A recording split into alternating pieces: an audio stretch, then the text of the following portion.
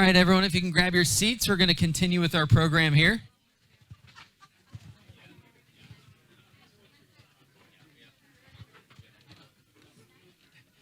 Well, I hope you enjoyed your lunch. We pride ourselves on our hospitality here at Chelsea Academy. Our CPA and our volunteers always do a wonderful job, so I'm very grateful to them. And again, hopefully you had some good conversations over lunch as well. And I hope this will also be a great conversation. We are honored to have Michael Ortner with us here at Chelsea Academy. I wanted to have this conversation with Mike because I think it really encapsulates a lot of the different themes that we're talking about here today. This morning, we started off clearly more theoretical, trying to talk about how we should really conceptually think about technology, approach some of these emerging technologies. This afternoon, we're going to get far more practical. We're going to have some real practical steps that parents can take to protect their kids from some of the very real dangers that these technologies pose. And before we get into things, just a quick housekeeping note as well. I see some of you already have gotten The Tech Exit. It is a fantastic new book from Claire Morrell, who's here right now, and from whom you'll hear this afternoon. They are on sale in the lobby, $25, which is actually a slight discount on Amazon, I believe. And because we had a nice thing from the publisher, proceeds will go to Chelsea Academy at that price point as well. So please get your Tech Exit book. Claire will be around until the end of her panel. She unfortunately has to leave right away afterwards. But if you want her to sign it, I believe that Claire will also sign copies as well. So make sure that you get your copies of that excellent book. More to come this afternoon. For now, though, I want to start our conversation here with Mike. As I mentioned, Mike has a really interesting background that spans a lot of the themes that we're talking about, both in the technology sector and now as a leader in the Catholic classical education space. So first of all, Mike, thanks for doing this. Welcome to Chelsea. Thanks for having me here. Great to be here. So let's start at the beginning. If I remember correctly, you went to public school. Is that right? I did. Tell me about your public school experience. Where are you from? Let's start with that. I'm from near Philly, small town Malvern, Pennsylvania, 20 miles west of Philly. And I went to public school through 12th grade, for better or worse. Well, so there's a few years between us, perhaps not too many, but some. But I'm also a product of public school, and my sense is that public school back then was far, far different from now.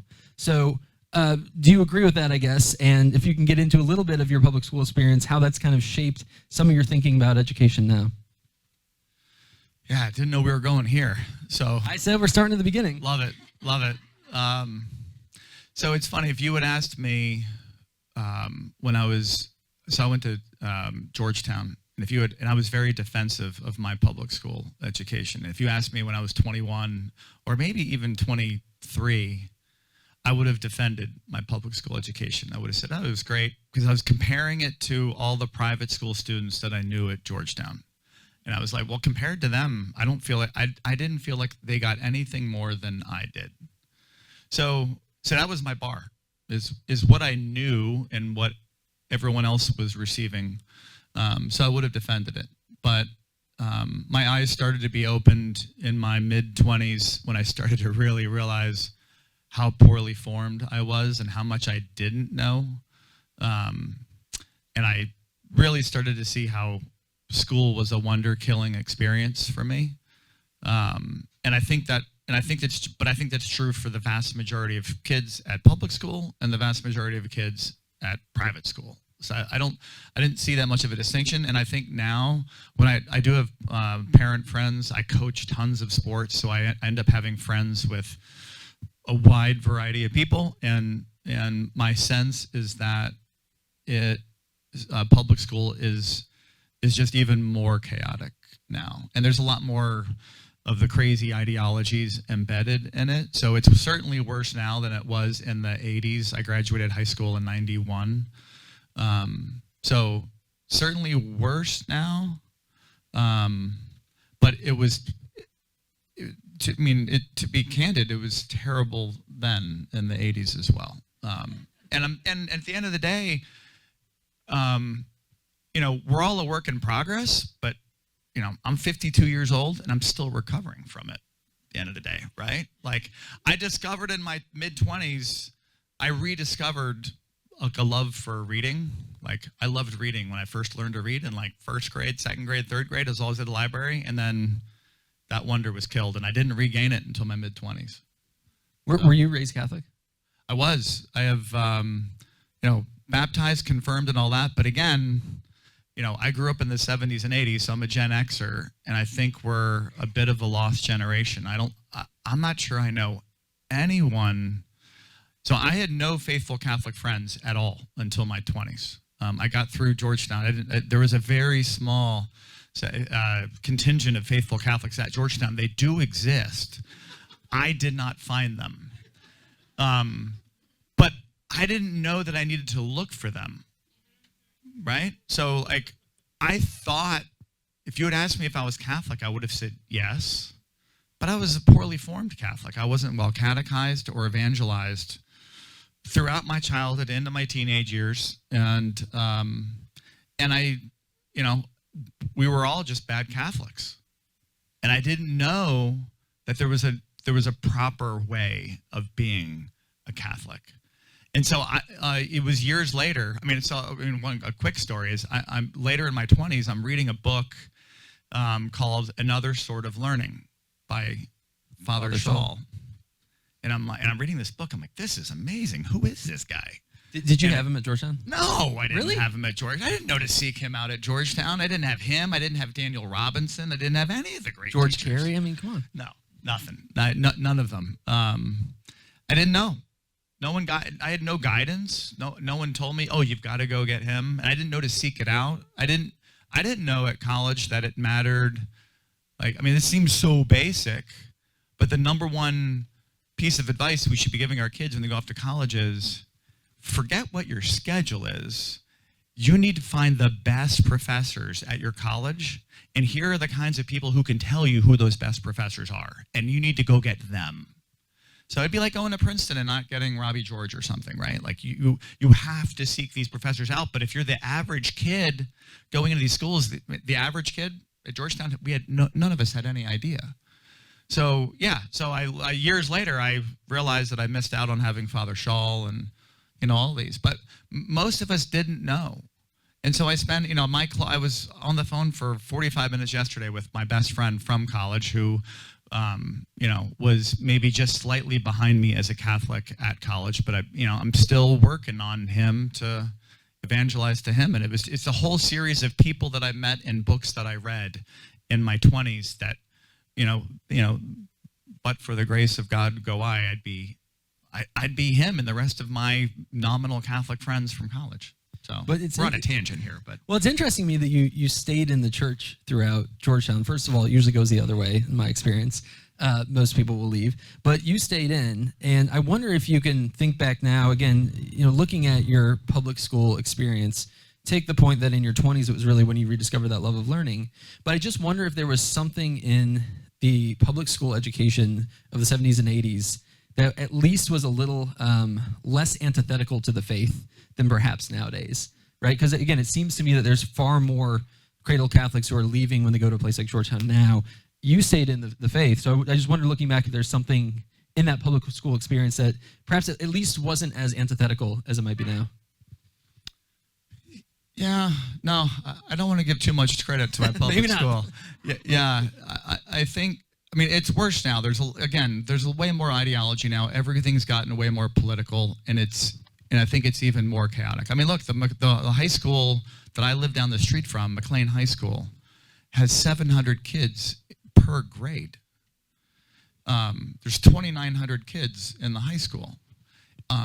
It's almost impossible. It's going to be a zoo. And my friends who are parents of kids there, they recognize it's a complete zoo, but it's a free zoo, right? So it's hard to compete with free. And when they're billing and when they're promoting their AP classes and all these things, parents think they're getting a decent education, and it's hard to break through that, because in order to break through that, the parent has to realize that they probably got the shaft as well. And a lot of people don't like to admit that. A lot of people, look, I got really good grades in high school and did well on scores and whatnot, and it hurts your pride to realize, oh my gosh, like I thought I was well educated, but I wasn't. and then what that then requires you to do in life. Most people don't want to admit that. So I think it's really hard. So, but for me, I mean, I was to say I kept my faith. I feel like a bit more of a reversion to my faith. So I was never well formed or catechized. Again, growing up, I went to mass every Sunday and confession once or twice a year. We prayed grace at dinner. I watched my mom go off to Bible study every Thursday night while we stayed home and watched Cheers and played football in the house. So we were Catholic, but like I don't think our parents, our generation, learned that it needs to be more than that. We had no real daily prayer life at home. I never prayed the rosary growing up. So I was a half-baked Catholic, my whole life. And honest, it was meeting. I met someone when I was 21, and then someone a few years later, and then a group of people a few years after that. And it was their witness to the faith and literally the true, the good, and the beautiful. Witnessing them and how they live their lives, and then reading certain books that helped me to better understand what I was witnessing. That was critical to my path and my faith in my 20s. So what I gained, I never really had. So growing up. Well, let's bring the topic of our day here into the conversation, because if I have the timeline right, it's right around the same time in your mid-20s that you're meeting these faithful people that you just mentioned, that you're reading a lot of these books, that you also start to think about starting a very successful technology company. Do I have the timeline right on that? That's right. Yeah. So what led you to technology, I guess? You're having this sort of spiritual, intellectual awakening, great books, all of these great faithful influences, and you're like, the thing I want to do, I don't want to read the Summa, I want to start a tech company. Like how does that relate? Yeah, it's funny, and it all was happening at the same time, and I think it was all feeding each other. So it's a long story. So to try to tell it in a shorter fashion. So some of it was just dumb luck, and I think God's providence, right? So my last year of college, I had a small little tech internship, and I forget how I even found out about that. But I met an entrepreneurial guy and interned for him for a little bit. And I think that being on my resume when I was applying to job opportunities my senior year, I landed. My first job was with Price Waterhouse. They have a management consulting division, and it's much more technology consulting than management consulting. So I accidentally really got into the world of tech. I wasn't proactively seeking it out, but I kind of accidentally fell into it. What was your major at Georgetown? Finance. So I was in the dark side. Not STEM, really. Not at all. Yeah. Not at all. Yeah, I was a finance major. Later in my 20s, when I fell in love with philosophy, I got a second degree in philosophy, and I think I benefited 100 times more from that in the business world than I did from my finance degree. But I went to work for Price Waterhouse, and that was my introduction to the world of business software. And I learned it all, and they've sent us to training. I did like a 4-month training program of management and technology. I learned a bit of coding. I'm a terrible coder, but I learned some coding there, and I was kind of off to the races in that world. And I was there, and so make a long story short, I was there for a couple of years. I got tired of the travel, went to go work for J.P. Morgan for a couple of years in their tech office, and I got bored there. I took a sabbatical for a couple months when I was 25, and I went to Kenya for 2 months. And actually, there was a book in terms of how did I get into entrepreneurism. If you asked me when I was 21, 23 years old, that if you told me I'd be starting a tech company when I was 26, I would have told you were crazy. I didn't even know what that meant. I didn't know any entrepreneurs. In the same way, I didn't really know any practicing Catholics when I was 22. I didn't know any entrepreneurs, and I think who we're in community with, who our friends are, the people we're rubbing elbows with, has a huge impact on us. Not only faith-wise, but wherever we go in our career and interests or sports or anything else. And I didn't know anyone. There was Georgetown at the time was not entrepreneurial at all. So when I was 25, I went to Kenya, and I had at that point, my friends, everyone around me knew that I was starting to read a ton. They could start to see a change in me. So I had people making book recommendations left and right, and some really good ones and some really bad ones. But I'll throw an example out there of a book that I think is both amazing and terrible at the same time. I'm almost embarrassed in this crowd to mention what this book is. But I had about 5 people recommend that I had to read Atlas Shrugged by Ayn Rand. So who's read Atlas Shrugged? Wow, that's a good number. So that's a big 90s moment right there, I think. Oh, yeah. Oh, yeah. So I picked up Atlas Shrugged. And I read it the whole time I was in Africa. And for those who haven't read it, so Ayn Rand fled communist Russia. She's she was more of a philosopher than a writer. A good priest friend of mine who I respect a lot would refer to her as a brilliant but flawed mind. And that's a great way of describing Ayn Rand. But she wove a tale about entrepreneurs. She used novels as ways to basically spout off about her philosophical beliefs and whatnot. But for me, I was very engaged by it. But that book impacted me, and it celebrated entrepreneurs.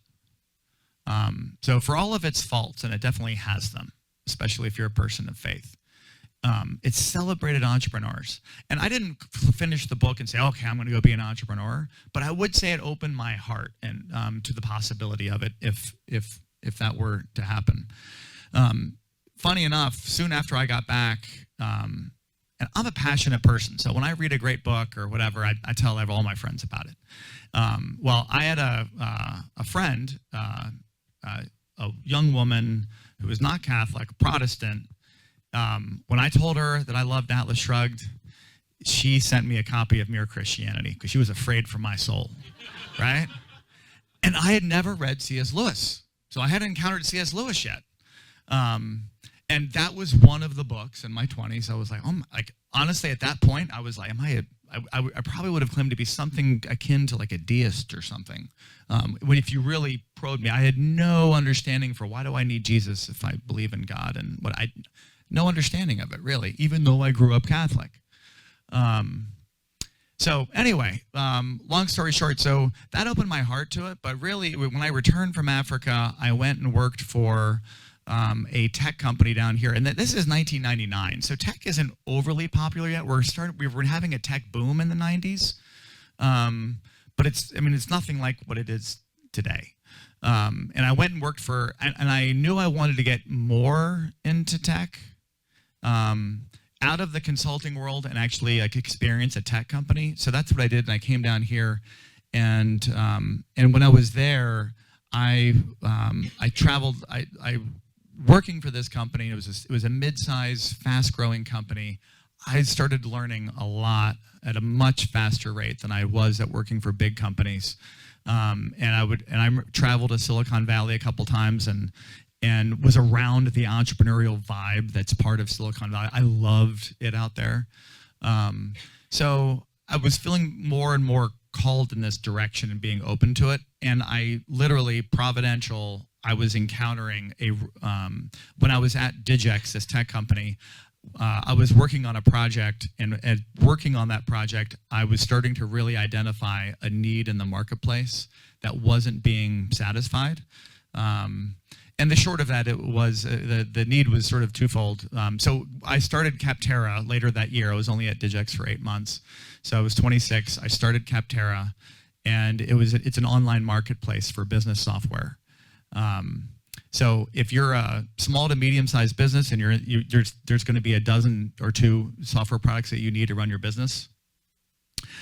accounting software, project management software, you name it. And any one of those software products, there are hundreds of options, and so it's a highly fragmented industry. It's a complicated purchase. If you buy the wrong software, there's a huge cost to it. All these sorts of things. And on the flip side, if you're a software company and there are thousands of them, your largest expense is sales and marketing. It's not developing great software; it's marketing and selling it. So to me, in 1999, it was obvious. It was like, okay, well, is there a website that helps you find and compare and ratings and reviews and all these things? And in the 90s, I mean, this is like basic. This is an obvious thing today. In the 90s, it was a growing movement of things like this, but it was still early days. So when I identified the need for it, I decided to eventually go for it. So. Well, and it was quite successful. And I want to sort of, I guess, fast forward a little bit into, okay, you have this business now. We established this morning that I know nothing about technology, but I assume that you needed people who could code and who knew how computers work and everything like that. So obviously then you're looking for your best workers are what? STEM grads, Ayn Rand aficionados. Who were your best employees at this tech company? Yeah, well, to be clear, my first the first hire, I wouldn't even call him a hire. The first person I found to come help me build this became my technical co-founder. His background was chemical engineering, so he one of the most brilliant people I know. Indian, grew up in India, went to school in England. And he went for a chemical engineering. He ended one class shy of his PhD for chemical engineering, which is so typical for him, which is great. But brilliant guy, but he taught himself to code when he's my age, so he taught himself to code in the mid '80s when he was 12 or 13. Back when there was way fewer resources to teach yourself to code, but he was a complete self-taught coder. Most of the great coders I know are self-taught, especially nowadays because there's so many great resources online to do that. And he became my technical co-founder. And but in terms of when you run for a tech company, just like any other company, so like we had a tech team, and it was most of the people in the tech team had an engineering or computer science background. Not everyone, but most of them. But that was one team of many teams in our company. Like we had a sales team, we had a client service team, we had a product team that would work with our tech team, a marketing team, so the only people that needed to be able to code were people on the tech team. And again, their backgrounds varied, but most of them invariably went to, they were interested in engineering and did that. Although I've worked with plenty of developers and engineers since then who got liberal arts degrees and learned it all on the side. Like you don't even need that to do what they're doing. I was on the phone like 2 weeks ago with a guy who went to Thomas Aquinas College and then went back to get his engineering degree, and he started a tech company, and he's like, he feels he learned all he needed to know about engineering at TAC, which is a great books liberal arts college.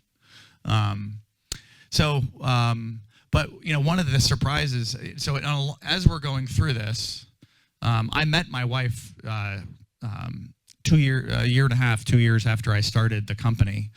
I was flying into credit card debt when we met.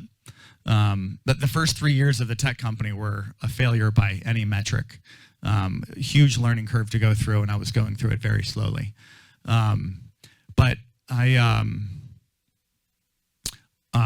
so I had met her, but after we had the company didn't really start to take off and get office space and all that until after we had gotten married.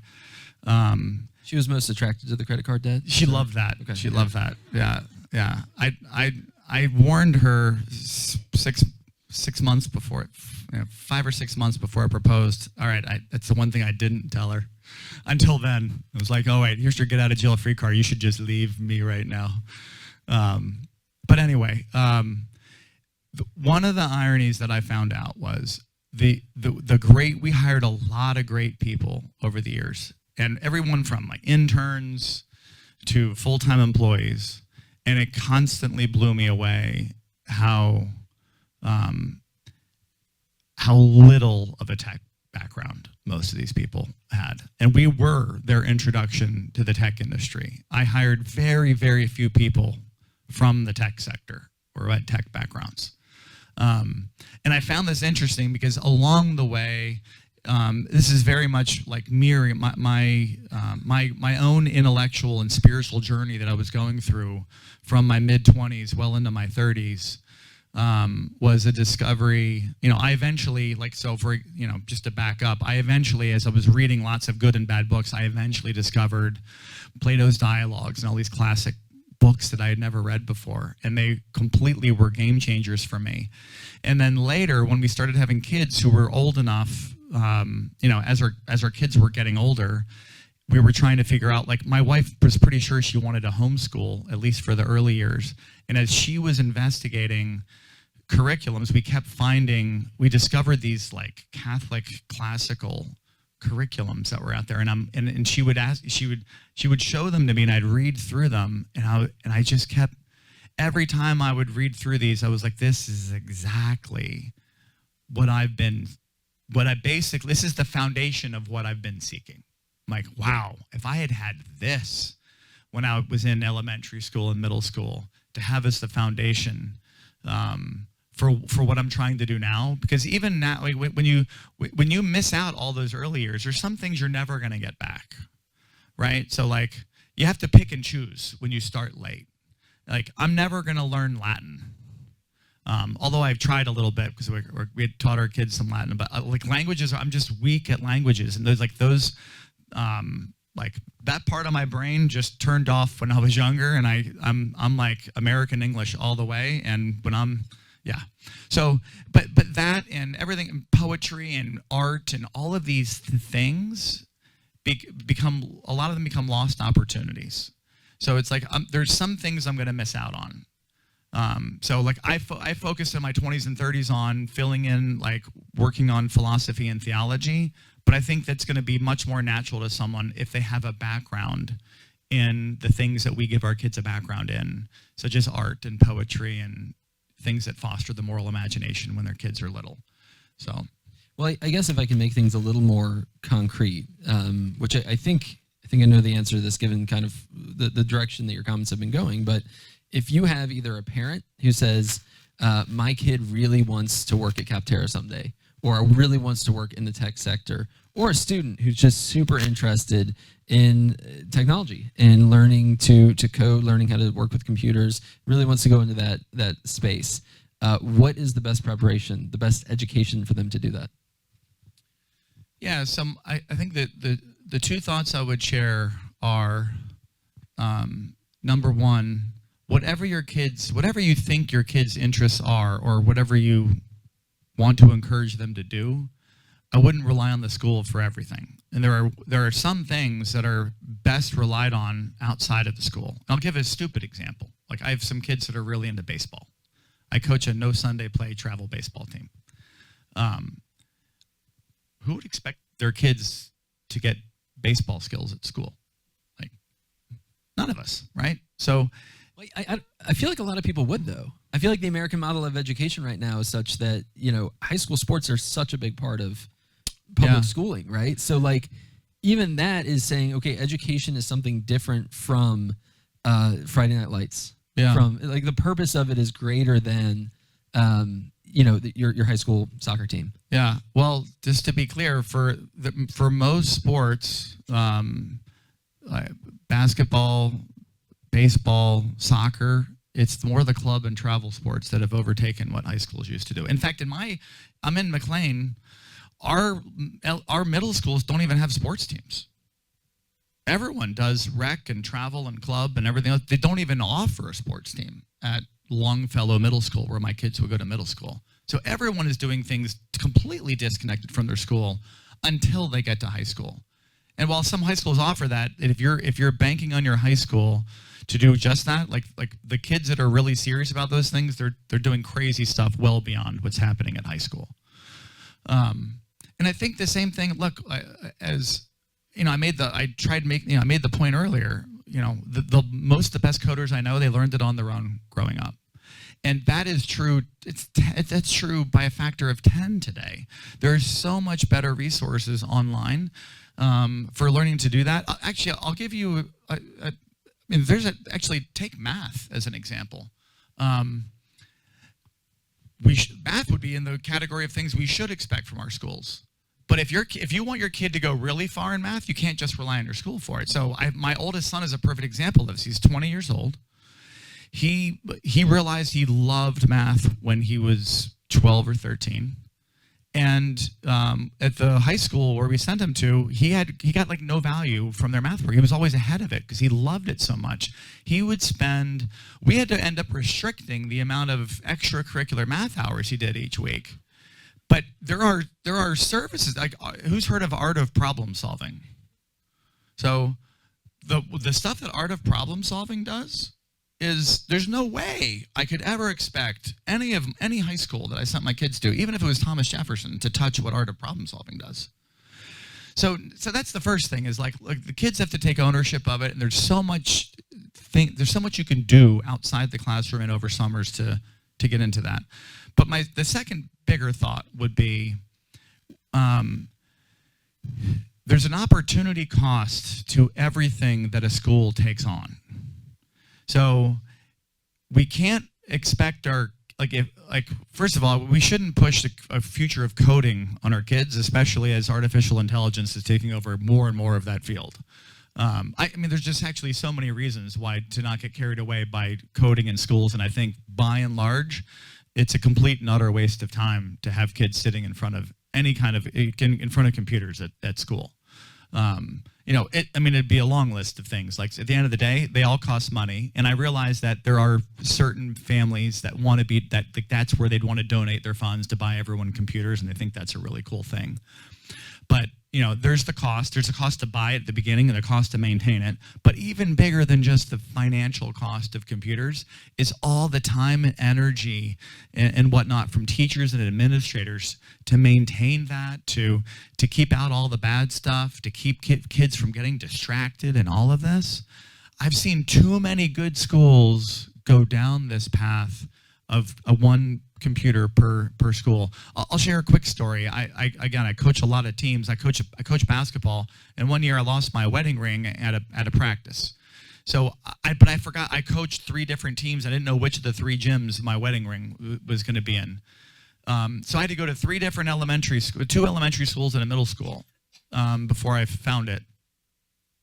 Show up at the front desk, sign in. Here's some stranger who's going to be walking through the halls. But I actually was excited to walk through the halls and peer into classrooms, because I went to public school through 12th grade, and here are a bunch of little kids going to school. This is like 15 years ago. And it was the most depressing thing to walk through the hall of a school, and every classroom, kids there on a computer. I'm just like, and they look like a prison. It's so depressing.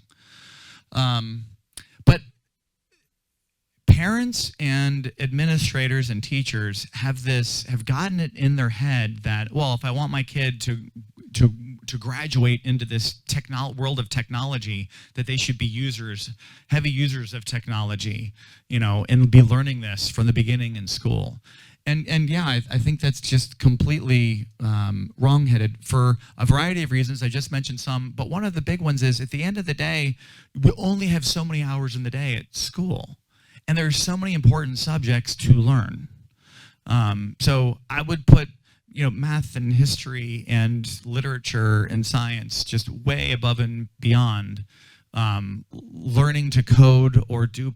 I hear of kids learning to do PowerPoint presentations, which is we don't even do that really anymore in the business world. This is ridiculous. But I think that. I would much rather, if you want your kid, so when we say STEM too, let's be very clear, people aren't talking about science and math, because I'm all for lots of science and math learning, but STEM isn't science and math. STEM is technology. That's pretty much, it's T, right? It's not STEM, it's just T, it's tech. And I would much rather, some of the best coders that we had a heavy math background. I think the two best subjects to study growing up, if I were educating my dream coder, and that's what I wanted, the two subjects would be math and Latin. Because these are the two subjects that require, not that the others don't, but they foster and cultivate logical thinking. Like, I'm our kids' homeschool math teacher, and I am blessed to be like, watch them. I feel like I'm watching them get smarter as they're doing math. Math builds on itself. You're identifying patterns, you're understanding, you're understanding how numbers work and logical thought, and you're following that. You're being forced to follow that in a rigorous way if you want to get the right answer. And so and Latin, there's a lot of similarities.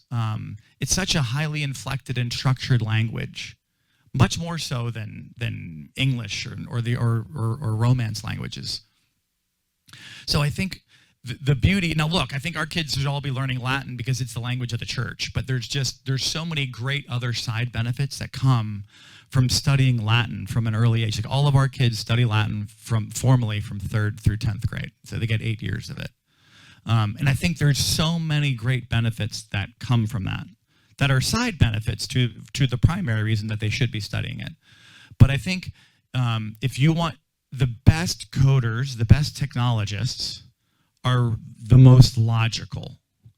And there's nothing that promotes logical thought like Latin and math. So, like, those are the subjects that I'd be, but it wouldn't be limited to there. There's benefit to art. One of the huge, when it was my co-founder and I, all the designs we did were horrible. Absolutely horrible, because neither of us had an eye for design. Neither of us had an eye that was developed for design. He had a complete, like, tech background, engineering.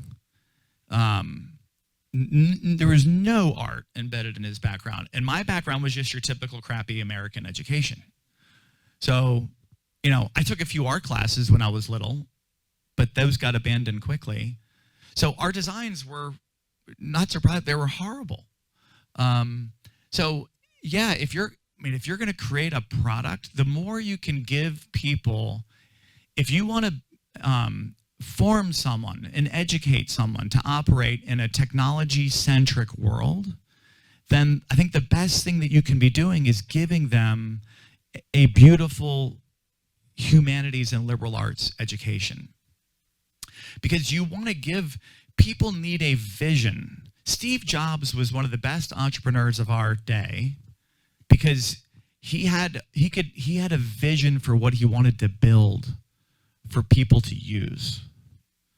And again, I don't want to, you bring up any one person, and whether it's Jobs or Elon Musk or whatever, there's controversy that comes with every one. But when you look at the backgrounds of the greatest entrepreneurs of like my generation, actually, when you look at all of them, almost none of them got a college degree.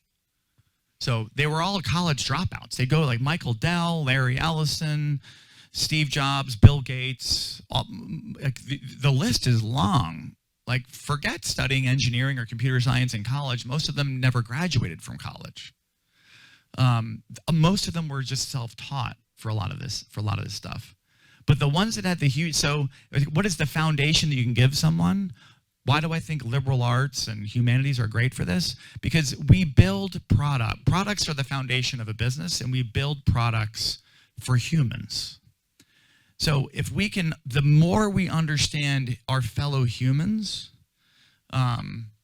through literature and history and everything else that we're doing, the more we can understand their wants and their needs, the better we're going to be able to think of products that can truly help them. Whether it's helping them as consumers or helping them as professionals at work, because most of my background is in the B2B world. It's customers that are businesses as opposed to end consumers. So I think that is the key, is helping them understand humanity. And if you can infuse their education with beauty in art and music and other things, and people can take that and reflect on that and have that in their body of knowledge as part of their soul. They're going to be able to envision better, more beautiful products to create for the next generation of people. So, and the irony here is that this shouldn't be the primary goal of our education, is to form people as future workers. And this is actually another key lesson that I learned in the business world. Is it's amazing. Some goals are better accomplished as side benefits or secondary goals to the primary goal. So if we want to form our kids to be great entrepreneurs or great technologists, great engineers, I think that is better accomplished not as the primary goal, but as a secondary goal.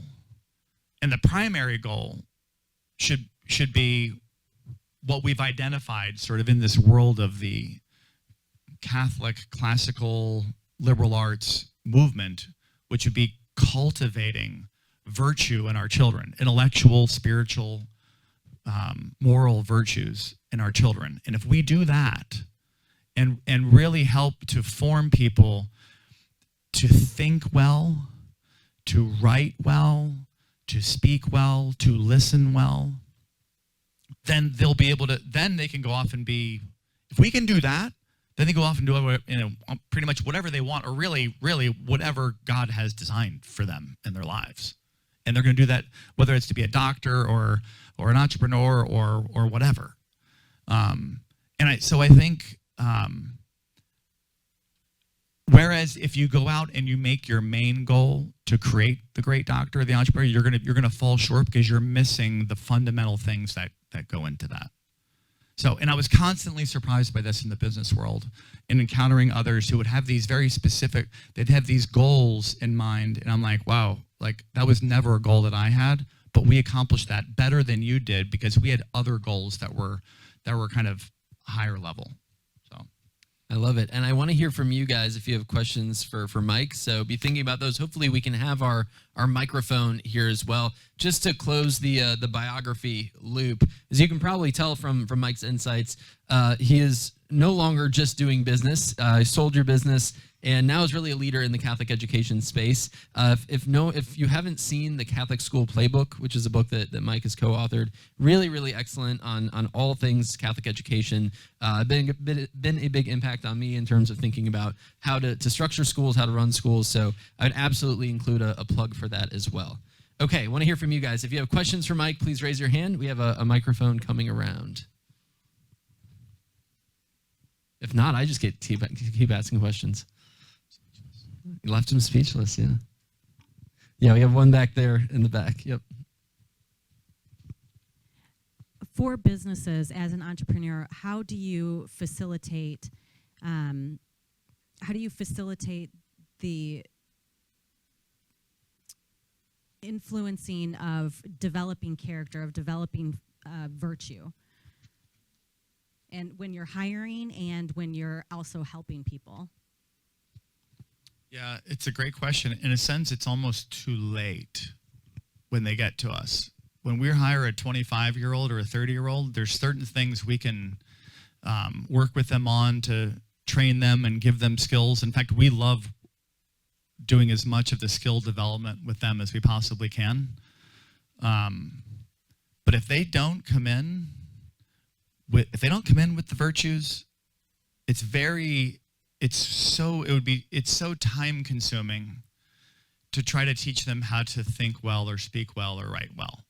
And that's that's the frustrating thing. It's like, my gosh, if you had focused more on this when you were 10 and 15 years old, but when you hit your 20s and 30s, it's not like it's impossible, but to expect an employer to be able to do that and to form someone in virtue, it's like we don't have the time to do that. So we can give them a great culture to thrive in, to bring out their best, but it has its limits. So, I mean, a big part of running a great company is hiring amazing people who already have all of those virtues.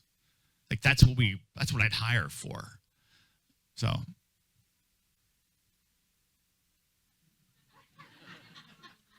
You hire graduates of Chelsea Academy. That's what you do. Well, you laugh, but that's actually one of the big ways of doing it. Is you have to find the schools, both high schools and colleges, that form these students, and we actively will seek from there. And there's lots of employers who have identified these types of students at these schools, and actively avoid students that went to much more prestigious schools. So, yes.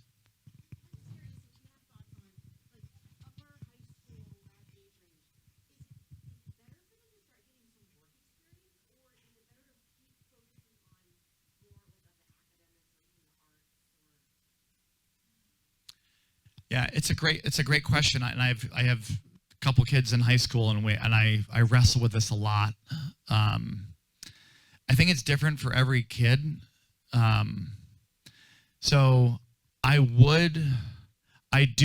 generally, certainly college kids, I'm encouraging to get internships and job opportunities and learn it, because that to me is the way. Like if I know someone who wants to go into the business world, first of all, I'll tell them, please don't major in business. You don't need to do that to go in the business world. And I learned it the hard way because I got a business major. And I realized later, oh my gosh, what a terrible way to spend classroom time. I learned more every month on the job than I did getting a finance degree from Georgetown. So business is best learned by doing, along with targeted reading. I mean, I've done a lot of reading as well along the way. So to me, what I encourage, certainly college kids and maybe a little bit in high school, because of whether it's reading some of the right books, getting some of the right experiences, getting some of the right job opportunities. To me, it's I would encourage it to a degree for a high school kid, with the caveat of avoiding toxic cultures and really finding great opportunities where they're going to learn. Like that to me is the number one thing that I would encourage any young person to do, is find jobs where you're gonna learn. And it can be a very basic things like people skills and stuff. But everyone's just a bit different. Like I've got if you have a kid who's more academic, and they want to double down on that over the summer, then I've encouraged that. Like I don't overly encourage my high school kids to get summer jobs. I encourage them to do lots of other things, get lots of other experiences. But I have like one kid in mind who actually is doing a little bit of work, but he's a very he would be my more STEM oriented kid. Like he loves to build stuff. He loves doing carpentry and projects in the driveway and stuff like that. And he's working with a local artist right now to build something for our church. So, but I just think for high school, it's tough because there's so many great experiences we can get for our kids. And it's like, all right, is paid work one of them that can really benefit them? And just to me, it's all an opportunity cost thing. It's like, what is the best opportunity for this child based on their interests? So. Very, very quick timing. Yeah. Go ahead.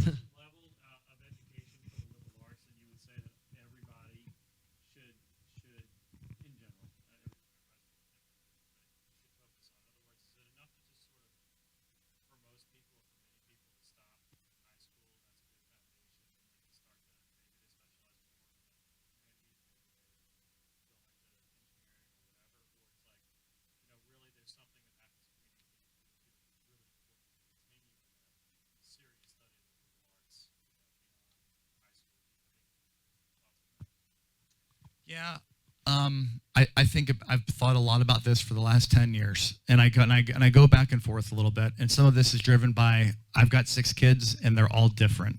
And so I think as a general rule, I think the best education and formation we can give ourselves would be going deep in the liberal arts through college. I do.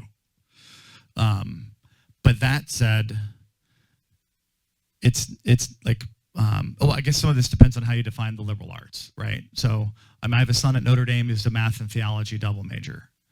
I would, is math, are we considering math in this, or are we talking more about humanities, right? So, my second daughter is going all in on a great books program for college, and she is, super bright, well-rounded, whatever, and I think that's the ideal. But I also recognize that if you are able to get it through high school, that's such a gift. And so for some people, they know they want to go off and build things and they're ready for it. And if he wants to go off and be a physics major or an engineering major or whatever, like if that's what he's going to be passionate about in college, I would support that. What I wouldn't support is I don't see a business degree being good for anyone. I don't see what you get out of it. So I love that note to end it on. Now, before we thank Mike, a couple housekeeping things. We are going to roll pretty much right into our last panel. So you have a few minutes to stand up, freshen up your drinks and everything while we reset the stage. But we are going to get right back into the final panel very shortly. So with that, please join me in thanking Mike.